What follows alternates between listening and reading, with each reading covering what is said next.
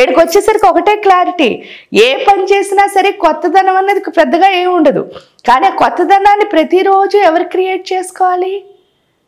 మనమే క్రియేట్ చేసుకోవాలి. అంటే మనం చేస్తున్న పనిలో ఆ క్రియేషన్ అన్నది శ్యామ ఉపాసనలో చాలా బాగా వస్తుంది. ఎప్పుడైతే క్రియేషన్ వచ్చిందో అదే జ్ఞానం. ఎందుకంటే మీరు ఏ పని చేసినా సరే అది కొత్తగానే ఉంటుంది. అంటే అందరూ చేస్తున్నట్టు ఉండదు, డిఫరెంట్గా ఉంటుంది. ఆ డిఫరెన్స్ అన్నదే ఇక్కడ ప్యాషన్. అది ఎవరిస్తారు అంటే, మీరు ఏది చేసినా సరే యాదేవి సర్వభూతేషు వృత్తి రూపేణ సంస్థిత. అది తుమ్మండి, దగ్గండి, లేకపోతే తినండి, పడుక్కోండి, లేదా ఇల్లు తొడవండి, లేదా పూజ చేయండి, లేదా ఇంకే పనైనా చేయండి, అన్నీ అందంగా కొత్తగా చేసే చాలా నిశితమైన దృష్టి ఏదైతే ఉందో అది శ్యామ ఉపాసనలో వస్తుంది. మన బుర్ర అంత బాగా ఎప్పుడైతే పని చేయడం మొదలుపెట్టిందో దాంతో మీరు ఏ పని చేసినా సరే జ్ఞానంగానే ఉంటుంది. కాబట్టి అమ్మ పూర్తిగా మనకి జ్ఞానాన్ని ప్రసాదించే తల్లి. దానికి తోడు ఈవిడ వాగ్దేవత అవడం వల్ల గుండెల్లో ఎప్పుడైతే జ్ఞానం వస్తుందో అది గొంతు ద్వారా, ఎందుకంటే వైఖరి వాక్. అందుకే మీరు ఎప్పుడైనా చూస్తే రాశ్యామల అమ్మవారి దగ్గర చిలక ఉంటుంది.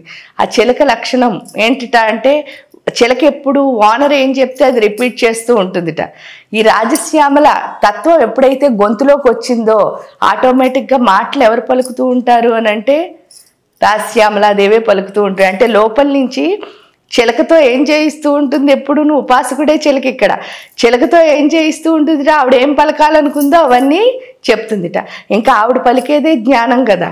కాబట్టి అమ్మ జ్ఞానానికి ప్రతిరూపం, వాగ్దేవత అవడం వల్ల ఏమవుతుంది అని అంటే మనకి అర్థమయ్యే విషయం, మనం ఇక్కడ ఏమీ చేయక్కర్లే. మాట్లాడాలి అంటే ఒకటే ఒకటి చేయాలి, ఆత్మలో దేవతతో లయం అవ్వాలి అన్నది అర్థమవుతుంది. ఎప్పుడైతే ఆ దేవతా శక్తితో మన ఆత్మ లయం అవుతుందో అప్పుడు వచ్చే మాటలే పూర్తి జ్ఞానంగా ఉంటాయి అన్న విషయం మనకు అక్కడ అర్థమవుతుంది అనమాట. అప్పటి వరకు లేకపోతే నేను ఎలా చెప్పాలేమో, అలా చెప్పాలేమో, రాసుకోవాలేమో, చదువుకో, ఇవన్నీ అనుకుంటా. అంటే ఈ బుక్లో చదివి శాస్త్రం ఇదంతా ఏం లేదు. అమ్మతో మనం లైవ్ అయితే, అంటే ఉపాసన ద్వారా ఆ అమ్మతనం అదేంటి ప్రకృతి శక్తి, దేవతా శక్తితో కనుక మన ఆత్మ లయం అయితే చాలు. మన లోపల వచ్చే జ్ఞానం కంటే గొప్ప జ్ఞానం ఇంకేది ఉండదు.